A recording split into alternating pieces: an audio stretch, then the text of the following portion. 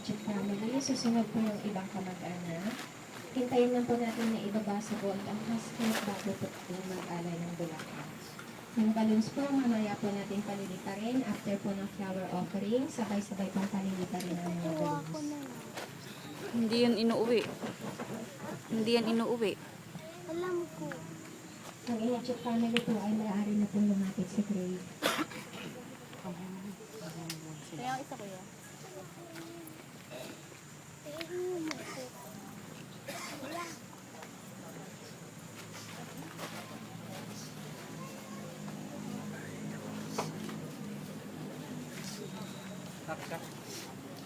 Maaari na po kayo mag-alay ng bulaklak. Ate, ako nga muna dyan, ate.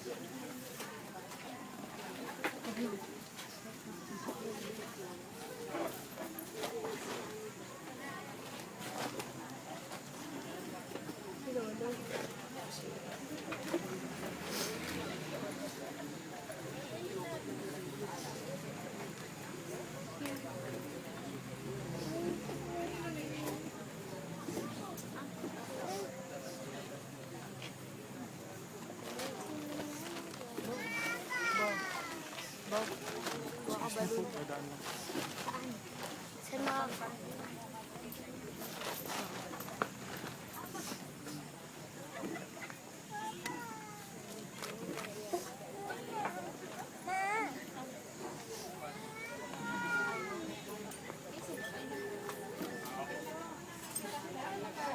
Ang lahat po na may hawak ng flowers po na offer na po ba lahat?